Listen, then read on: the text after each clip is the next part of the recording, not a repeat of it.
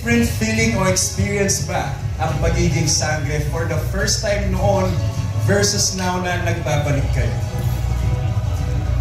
Abisala from the 2016 Sangres. Magandang gabi, Abisala. May crossover. Okay, to answer your question, from 2016 and now 2025, fast forward 9 years later, I can say that there were changes and meron din namang nanatili, diba? First, as you can see, our costumes are different. Age-wise, I was 17 when we shot Encantadia last 2016. Now I'm 26, I'm turning 27 this year. And nag-iba na rin yung buhay namin lahat. Pero ang nanatili is the bond, the sisterhood, and the relationship that we all four have. And that is very priceless and that is irreplaceable. No one can ever replace that kind of bond. Sabi ko nga, we have such a low-maintenance friendship, kaming apat with Kylie. Kahit na matagal kaming ginagkikita, kung magkita kami, parang walang nagbago. And that's something that you cannot just get in this industry. And that's what Encantadia brought to us. Happy Salash.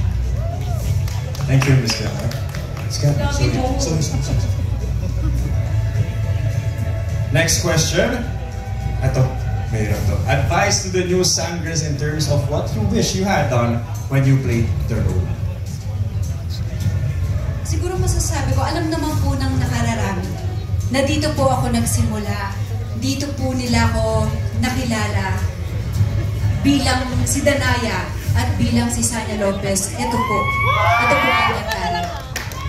Sa ngayon po, ang masasabi ko, wala po akong pinagsisihan nung ginawa ko yung Encantadia. Wala rin akong na-miss na gawin ng Encantadia ko. Dahil itinodo ko po doon. Gutom ako maging successful. Gutom ako mag-inspire ng ibang tao.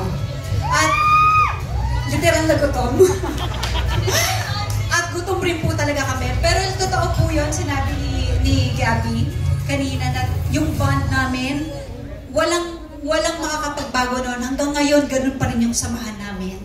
At ang may advice ko lang, yes na itodo nyo na, tapos na ang ating Sangre. Ito na, ipapalabas na natin ito. Ang ma-advise ko lang sa inyo, galingan nyo pa. At lahat ng mga aral na natutunan ninyo, lahat ng pagsasama ninyo bilang co-actor at pagiging magkakaibigan, dalhin nyo yan hanggang sa pagtanda. At sabi nga rin, may nagsabi rin sa atin, once a Sangre, always a Sangre. Keep this going. Yun lang masasabi ko.